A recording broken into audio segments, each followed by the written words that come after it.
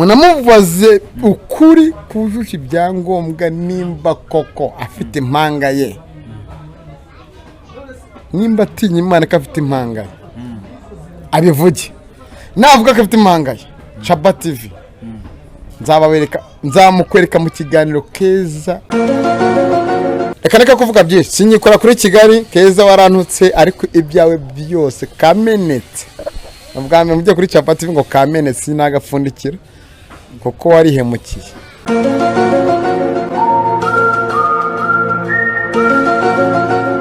Ngiye kuguha mikoro utangira ubwire abantu uko byagenze, uwo mugore wagututse ubabwire uko byagenze kugira ngo umukire wakwambure, utubwire n'izo content witandukanyije nabo. Ijambo ni ryawe, akira mikoro. Ino mikoro ya Chaba TV ko nshaka kuza kuyituritsa. Ndabashimiye mwese mukurikira Chaba TV kuri mu mashusho meza cyane ku biganiro by'ubwenge utasanga handi. Hano nago murahabona ikiganiro kibeshya, ibiganiro bitambuka biri live. Dushimire n'ubuyobozi bwa Chaba TV, dushimire na buri wese wafashe umwanya ukumva ko ari cyo kinyamakuru azajya ha amaso wenda mu biganiro reba, kuko niho wanyura amakuru y'ubwenge. Nitwa Chekechu Siakamanajya, of course umugabo udakina n'abana ukina na babibi. Dusize babibi wacu, ba mama bacu, banyogokuru bacu, ababyeyi bacu batubyaye baraba agaciro. Tubibutse ko umwana uri munsi y'imyaka 18 ari rib. Umuntu ufite imyaka 21 ashaka umugore, agashaka cyangwa umugabo aba yakoze. Niryo tandukaniro ryanjye umugabo udakina n'abana, kuko ndi n'umugabo wubatse ariko nasuzuguwe n'umukobwa utari umugore wanjye mwiza manajya wubahwe. Imyaka 13 tumaranye nagorantuka, ariko keza wayaka ko nagukiro wayaka ko karamenetse bakagusutseho umugabo wawe yatajye kukagusukaho. Noneho ngenza mvuga ibyo kuri ikintu cyambere kinzanye hano n'impamvu nice hano niko ntakiri umunyamakuru wa Kigali 550 bashyira ibya mirenge bampiki bampabutamwa na ngendo. Reka kindi n'umwana w'inyamirambo utarya imbogo horome n'umuceri, iyo menye umuceri uzarebe ni nko kumena amasaka hasi yakomarika muri tunuma turatoragora. So ntabwo nkiri umunyamakuru waho, nitandukanyije n'ibiganiro bitambukaho byo kubeshya abantu bitari byo. Icyo bita ngo content iba yateguwe ariko gategurwa na boss w'icyo kinyamakuru, kuko agashyiraho amafaranga ye, ngewe nari umukozi ngiye nkoreshwa. Ariko igihe kirageze ngo nitandukanye n'ibyo byo kwanga gutwika cyangwa kubeshya abantu, mbereka amafilime atariyo, mbereka amafilime wenda yo gutwika. Nibyo arabishimye arabanezerewe, ariko ikintu cyitwa ngo views ni ikintu cyiza ni ikintu kibi cyane kuri YouTube. Ndizera ko ibyo ndimo kuvuga aho nabibarizwa hose nzabisobanura. Ibi bintu byo kubeshya abantu ngo tubaguyeho mu gitanda baryamye, reka ni content, ni filime zikinwa. Ikindi ibintu byo kuvuga ngo Keza ngo yarabyaye nta mwana afite, nta nubwo ari umugore wa Yaka, nta nubwo banabanye nk'uko yakabyivugiye, ahubwo bagira ngo babone amaramuko. Tuzuka kubeshya ari icyaha, nanjye nanze icyo cyaha rero nk'umusiramu. Imana imbabarire ku byo nakoraga bitari byiza, Imana imbabarire kubona nashimishije amaso yabo, kandi Imana imbabarire kubashuye amafaranga yabo akaribwa. Hanyuma ngewe wamana kuyashobora kuri kinyamakuru, ngewe nkaba nakamburwa, narambuwe kuri Kigali. Abantu bari Imana nyamureka konsakurizamo, turi mu kiganiro. Abantu mwese nyine mwadukurikiranye n'abantu bari ku ruhande n'abahetazi nyine abantu baravuga ngo n'ibyo. So Kigali 550 yaranyambuye, se amafaranga menshi kuri igiceri cy'ijana. Ni imbaraga zanjye, ni imitsi yanjye, na amaraso y'abana banjye banyweye kuyanywa nta kundi. Nimba ngiye gushaka akazi nkakorera ukwezi, nuko ibyo mbonye by'ukwezi nakoreye ngene nkaguramo agafuka k'umuceri cyangwa akawunga cyangwa nkarya ifiriti cyangwa amata, abana banjye bakamera neza, nkabagurira amata bakanywa nanjye nkayanywa. Ariko ukwezi kugashira ukanyamura amafaranga nyine nakoreye, nakwishyuza ukambona mukundi. Ikiganiro mwakurikiye kuri GB Rwanda mwarakibonye, navuze byose n'ubundi ndacyavuga byose, ariko natanye gutebwa ubwoba, batanye kuntera ubwoba, mbivuye kuri Chaba TV, ariko Allah subhanahu wa ta'ala arashoboye kandi arahambaye, nta kimunanira. Imbere ni heza kuri ngewe, uranyanga unkunde, ariko ntago wandemye, ntago ntunze. Ikibazo kiri hano kuri ino si ni COVID-19 yugarije abantu. Ko nshimira abanyarwanda bakurikiriza amategeko n'amabwiriza yo kwirinda COVID-19, akaba ariyo mpamvu imibare irimo kugenda iba mikeya kugira ngo duhashye COVID-19 nk'abanyarwanda tubeho neza. kandi burya iyo wumvira abayobozi bawe ni byiza cyane. KEZA wa YAKA niryo zinuzwiho. Ubu ngubu uruwande kamerama murandera, ubu uruwande wa YAKA karamenetse. Bamugana w'abahungu bo mu biryo gati kamenetse gafunikira gisingapfundikira karamenetse. Yakati yewe nateye inda y'imyenda. KEZA wenda nakoresheje ko Byose ari sano mufitanye y'urukundo mufitanye sheri na shushu, yewe bashiramo amafaranga bategura content mujyana kwa muganga urabyara karutavyaye, nyuma yerekana umwana berekana wa mugani ibitambaro. Ikize ku mani kujye neza uracyara umukobwa, ari ibintu ukora bikazakugaruka. Iyo bazo nta mugabo ubonye rero uburyo wagiye ubeshya. YAKA yakwihakanye ibyo mvuga ni YAKA bivuze. So tukira aho ngaho kuri Chaba TV, commentaires zibe nyinshi, views zibe nyinshi, kubako mubinyereka kubyo ibyo mbagezaho ari byo views ndazikeneye na commentaire. Kijyanye no kubeshya tubireke. Sinzongera gukora ikiganiro cyateguwe, no, sinzongera niyo nahabwa butamwa na nyene gukora ikiganiro kitateguwe. Kigali 250 ibiganiro byose binyuraho ntago ari byo kubeshya, ariko ibyishiri byo kubeshya. Nkomeze nifurize kuzagira urugo rwiza muhoza na Kaganga, nibo basi kugeza hejuru bakaba bagiye gukora ubukwe. Nubwo nawe hari umuntu yitambitse azanywe na KEZA na boss wa Kigali kugira ngo bice izina rya muhoza na Kaganga ryuko ngo yamuriye amafaranga, bagashyiramo na politiki birimo birambabaza. Bavuga ngo Kaganga niyemere ko aryamanye n'uwa mukobwa batararyamye naho baziranye. Kaganga kabyemeza cyangwa kavuga n'ibindi bishaka gusa nabyo kugira ngo Kaganga akoreshwe wenda ku mafaranga bamuhaye mu ntege ze nkeya, nk'umuntu ucuruza injugu abeshye. Bamubwira ati beshya kuri mukobwa agwa amafaranga ntibakundanye. Izina ry'Imana ishobora byose ntago bakundanye, ahubwo nagatwiko ni views. Abakurikirana na Kigali 250 barimo barashaka ibi mvuga. Soko wenda hari ikibazo mfite nuko KEZA yanutse, nuko boss wa Kigali yanyambuye, ariko nawe nize kumusaba hashize ukwezi ndavuga ati wampaye mikoro kama ikiganiro cyanjye nyine nkavuga uburyo tubeshya abantu tukakora ibiganiro byiza mu nzira nziza. Aho ngo no hatangiye kuzamo ikibazo, KEZA aritambika atangira kuzamo ari umunyamakuru, ntangira kubona inkweto nambaye irimo iragenda ivamo, isogisi rivamo, shiduka nambaye urukweto rumwe. KEZA baraje ariko gutangira gusaba amafaranga yo nakoreye bakayanyambura. Make bampaye kimwe cya kabiri cy'amafaranga nakorera, apana kimwe cya kabiri. No kuvuga mu 200 nakoreraga shako barampaye nk'ibihumbi wenda 160, ariko na 40 ni menshi ko narakoreye. Umuvanye mu rukweto nkabeka munsi rukweto, nuko rukweto rwahengamye muri za nkuta twaze gusenya kuko tugiye kuzisenya z'ukuri.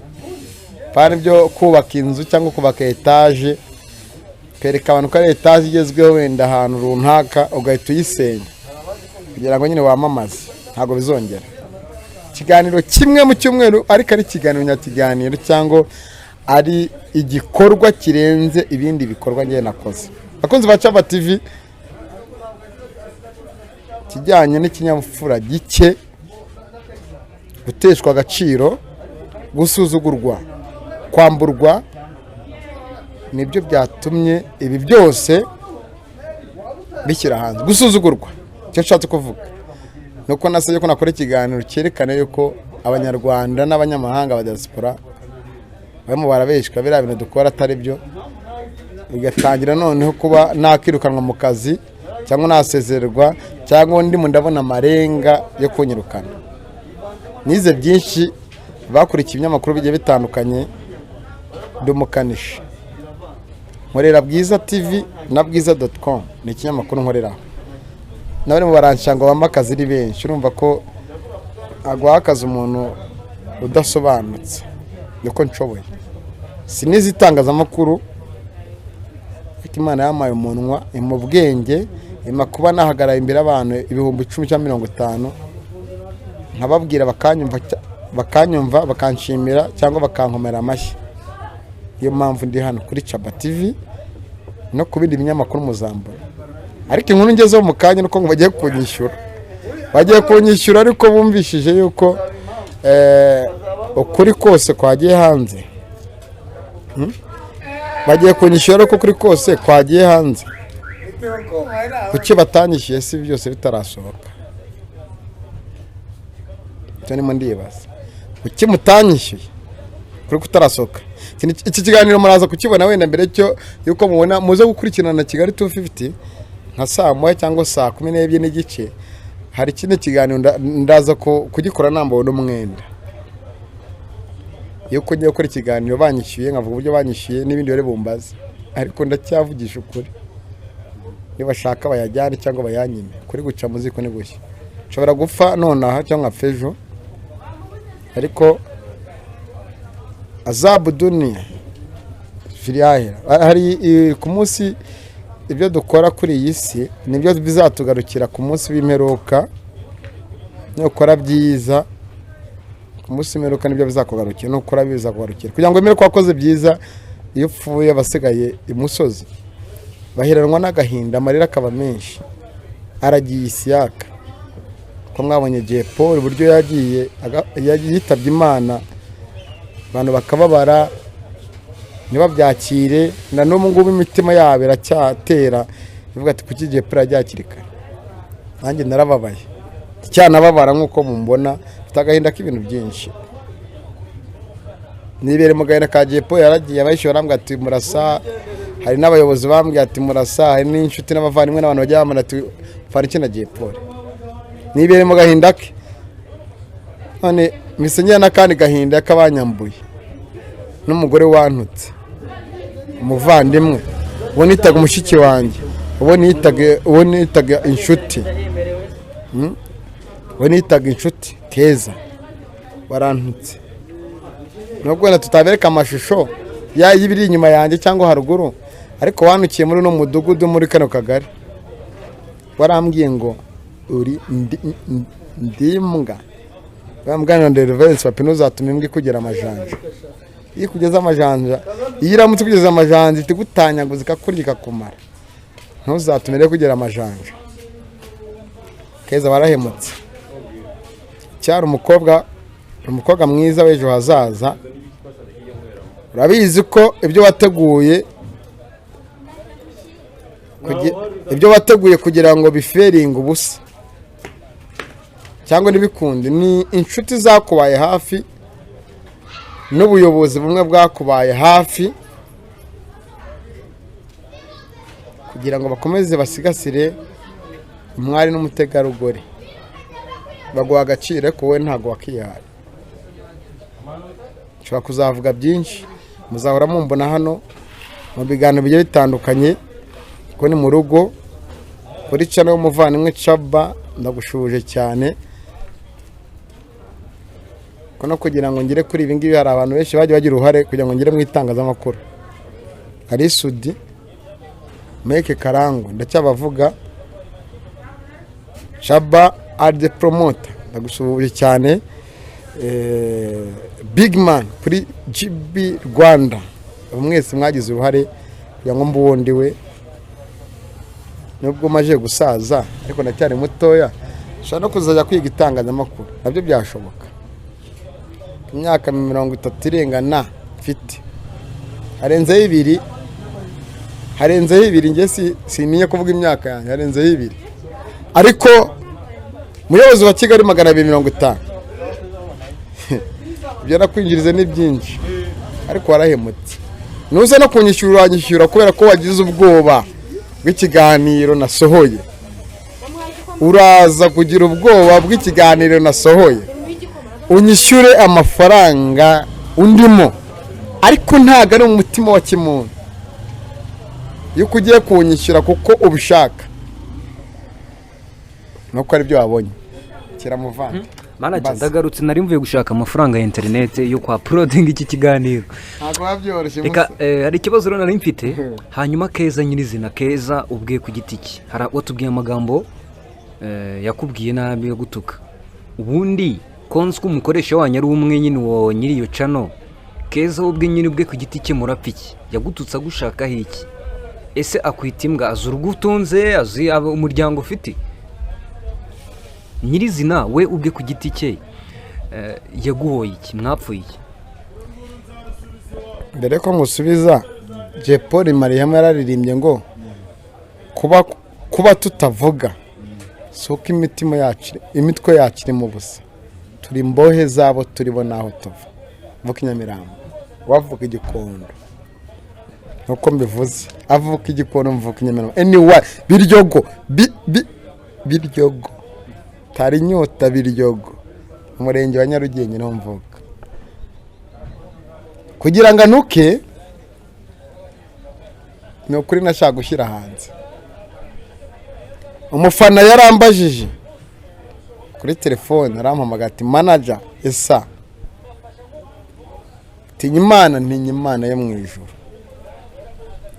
Ese umuntu twumva kuri Kigali 250 witwa Sandrine ukora akazi k'ubunyamakuru ni Sandrine cyangwa ni Keza? Ndamubwira ni Keza, ntago ari Sandrine. Ese kavuze ko afite impanga, ndavuga nta mpanga afite. Hari n'ibintu nashaka kuvugira byaturutse no ku muyobozi wanjye wa Kigali. Bibaye bibiri ko umufana mubwije ukuri, nicyo mbwiye boss wanjye arakimubwira. Niko ntago nabivuga mwana, nese mvuga umugore wa boss nabi, reka ni umugore aracyari wa boss, kuko namara kuba atari boss wanjye, mu gihe ataza kuba atakiri boss wanjye, nama amafaranga yanjye ndahita menya ko atakiri boss wanjye. Uzuma mbivuze ndahita menya ko atakiri boss wanjye, nyine araba yanyishyuye naho tugihuriye. Muzagira urugo rwiza, uzabyare hungu na kobwa, muzakunda na pana za nkunda z'Kigali, ko Platini yaririmbye n'abamuvanywe wundi ngo inkundo z'Kigali nazeretse irembo. Pana nisiza bizankundo z'Kigali. Boss wanjye urugo rwiza we na Keza, cyangwa urukundo rwiza rutari mu buryarya. Ko buryo udafite amafaranga nago Keza yagukunda. Keza kunda fruits, ko bavuga mu cyara mu fruits cyangwa pesa. Ubwo boss yavuze ngo spend money cyangwa money is power, amafaranga afite ingufu, kayereka Keza cyangwa ni muntu gute se wowe ubuse twe turi hano cyangwa dukora ibyo dukora dushaka amafaranga, reka Keza arashaka amafaranga gusa. Keza kabe kamenetse, warira gubeshya ngo wabyaranye na Yaka yavuze yuko no, nanjye mvuze yuko nta mwana ufite utanabyara. Keza banutse kwa ko nashyize kuri hanze munyitimbwa, nuzi wa umugore wa umwiza w'Imana Nyafatuma, uramuzi wowe, uzabaze boss wawe aramuzi. Abana ndumugabo byari impanga, ndumugabo Imana yahaye kuba nabyara abana ntibabura amashereka, bakamera nka zanga z'inyambosha. Umugore wanjye ahora amashereka yikama, nta mata, nta nido, nta kigozi, ntaki, amashereka ye. Imana yamuha umugisha mu rugo rwanjye, mba n'umugore mwiza nkunda, ukifata ukambwira ngo ndimbwa ntago nagusubiza. Imana ikugirire neza. Nararezwe, ndi ndi umwana wa 7 mu bana 8 nararezwe rero. Ikinyabupfura cyawe kiri hasi y'igikondo. Ikinyabupfura cy'igikondo cyawe kiri hasi. Warezwe neza ariko umajije gukura ujya mu buyobe, ikinyabupfura kirabura kiranakujabuka. Reka kuvuga byinshi sinyikora kuri Kigali Keza warantutse ariko ibyawe byose kamenetse. Ubwame mujye kuri Chaba TV ngo kamenetse nagapfundikira kuko warihemukiye. Boss wa Kigali mukanya ujye kunyishyura ikiganiro uzakibona. Ndaguha link ndakabura Venansi. Ndaguha link ariko ntago nyishyuye kubera ko nkunze. Ni kubyuko wabonye ikiganiro nasohoye kuri GB Rwanda. Bakunzi ba Chaba TV turakora paparazzi original. Ikiganiro kiza gukoreshwa na boss wanjye ansaba ubusobanuro byo kuba ko yanyishyuye, ambaza ibindi bigiye bitandukanye. Paparazzi irahari ya Chaba TV. Nimo buraho ngaho. Yaba amashusho mubona atagaragara neza kuri Chaba TV. Muri icyo kiganiro marimo ndakora ndaza nambono mwenda. Muraza kuyabona mu kazi keza tugiye kubaha inkuru zoshije ibyangombwa. Hanyuma mwana reka nkubwire rero ubu tugiye gukora gakoryo. Tugiye guhamagara Keza nyirizina uriya wiyitiriraga umugore wa Yaka. Ukuri guca muziko ni nguye. Niba sanga nta kibazo tutanye atarantutse. Munamubaze ukuri kujusha ibyangombwa nimba koko afite impanga ye. Nimba atinya Imana ko afite impanga ye. Abivuge. Navuga ko afite impanga ye. Chaba TV. Nzamukwereka mu kiganiro Keza ari murakoze ikiganiro. Afite imisatsi imanutse byane bongeraho cyekane mbarahinduye. Ariko inzara zinzi ko harimo inzara z'ubururu n'urwara rumwe rw'umutuku. Nabwo yabishyizeho waramuvumba bakunze bakira kinyamakuru Kigali 250. Uwo ni Keza nta manga agira negative. Nimba mwumva atari byo mbabeye. Ni wabo mu rugo nzahajya. Nzakoresha systeme ishoboka yose. Ngere wabo mu rugo mbereke Keza mbo ko nta manga afite. Ubu rero tugiye kumuhamagara. Oya buretse turetse ndashaka kumuhamagara live mu kiganiro. Ndashaka mu kazi mwantakazi. Ihangane ndabizi. Sasa rero ubu tugiye kumuhamagara atubwire se koko akonze bacapa ko tumaze ngiye nabonye bwa mbere nkibona ka video nakabonye ku muntu Dekati wa mustari wirirwa batwika hirya no hino. Mbona ubukwe bwe nawe wa mama video atari yo mwana. Mbona ubukwe bwe na Yaka nibwo navuze nti ka gahungu katurutse mu kigo cy'igicumbi mu nkambi cyarangiye. None ntabwo bwari ubukwe mwana sinabyivugiye. Kuri Chaba TV amakuru amenyekanye ko ku murongo wa telefone. Harya ngo amazina y'anyakuri ngo yitwa nde? Yitwa Sandine nimba ninde. Afite ngo umwana. Nose uriya mwana yaratwite iriyanda ngo yitwa ngo wase ngo Pacifique ngo nimba ngo gasore Pacifique. Buretse manze muhamagare. Genda ndumva binyanze mu nda reka muhamagare. Reka muhamagare manager. Kuko kirokari nayishyizeho.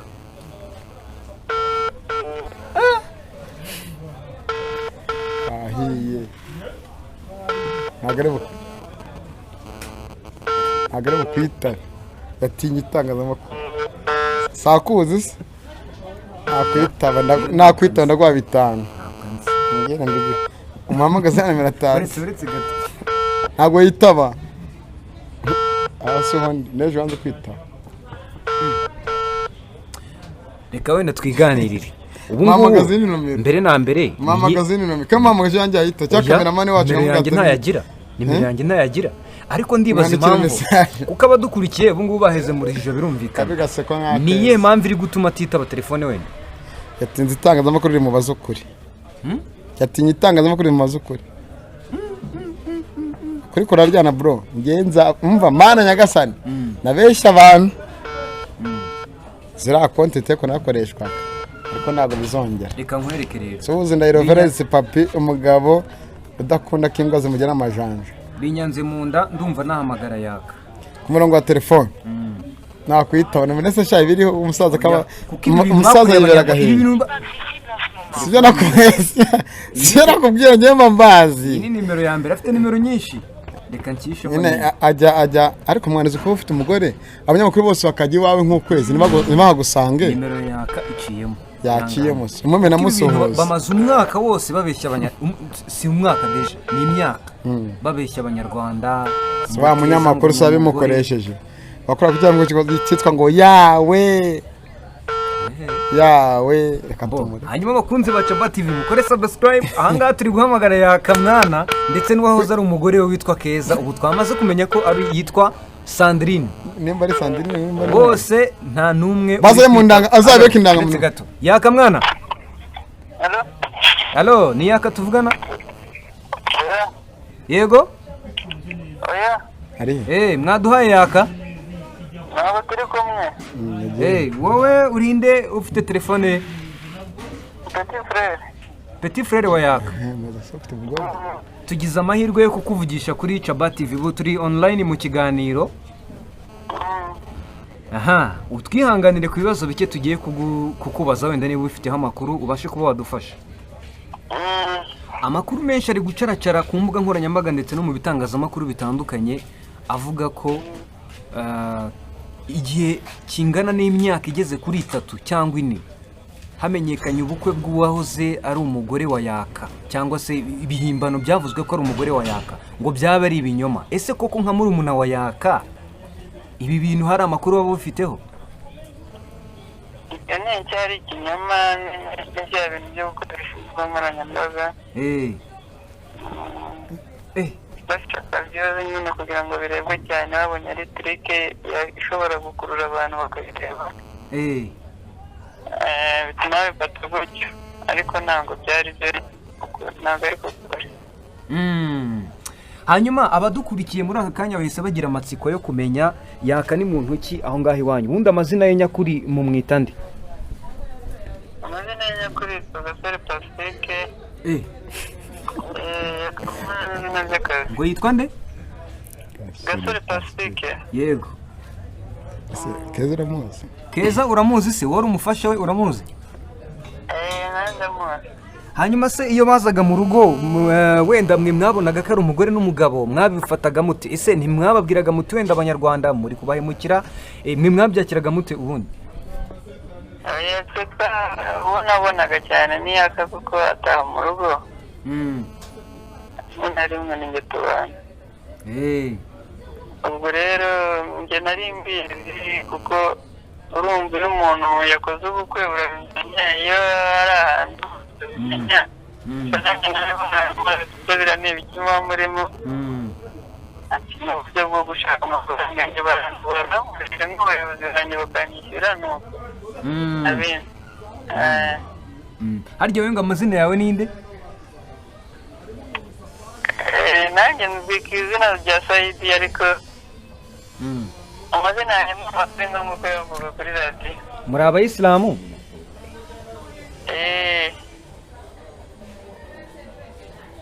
Muri abayisilamu?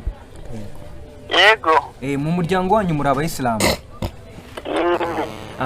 Hanyuma rero reka tugane ku musozo, ariko se ni ubuhe butumwa wasigira abanyarwanda dore yuko abenshi rwose bamenye inkuru mu minsi itageze muri 2 yuko Keza na Yaka ibyabo byari bihimbano, abanyarwanda bamaze imyaka 4 babeshywa? Wowe nka muri umuna wa Yaka ni ubuhe butumwa wasigira abanyarwanda bose muri rusange?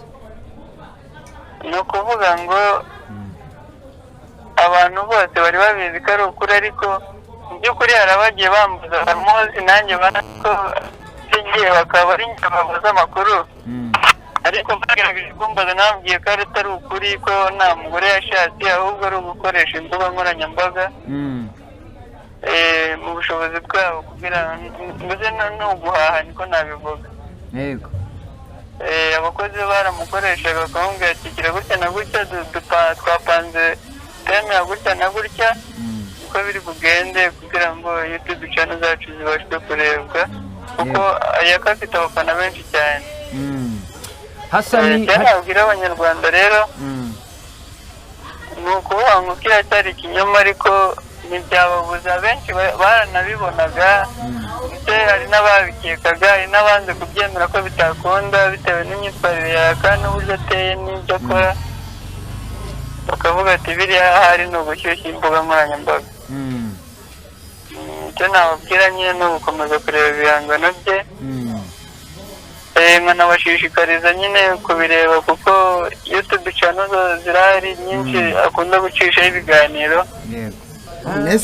none se banyarwanda ba diaspora banyamahanga cyambere ibyo navugaga ndabeshya Gasore Pacifique niyo mazina ya Yaka.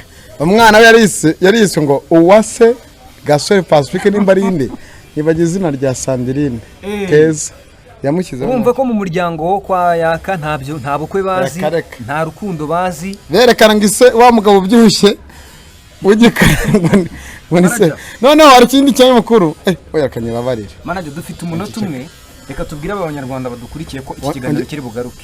Ongera compose Keza yenda cyafite ibyavuga. Umunota umwe arashize, reka tumuhamagare mu kindi kiganiro gikurikira iki ngiki kugira ngo abanyarwanda babashe kumenya uko ahiye we babwire ko ari umunota umwe. Mu munota umwe tugaruka mu kindi kiganiro. Yes, mu munota umwe turagaruka mu kindi kiganiro kindi kizakurikira iki ngiki. Tuzongere duhamagara Keza ku murongo wa telefoni tumubaze ese ibyo Ishyaka manager avuga nibyo, ibyo hagati y'umuryango wa Yaka uvuga nibyo, ibyuko ariko bashakaga amaramuko nibyo. Mu munota umwe tubasigire ko mwakora like, share and subscribe kuri Chaba TV. Mushobora kumukurikirana kuri Instagram yitwa Chaba TV, yitwa Chaba ari no kuri YouTube channel ngira ngo yitwa Chaba TV, kuri Twitter aho ni Chaba. Ariko no mutipe nawe ahiga inkuru ahiga yabanyigishije bimwe na bimwe shaka atazanyu. Dukurikira kuri Rwanda Paparazi turandika n'inkuru reka Vidi Frank. Uyu mwana basajye muri serema nyarwanda Keza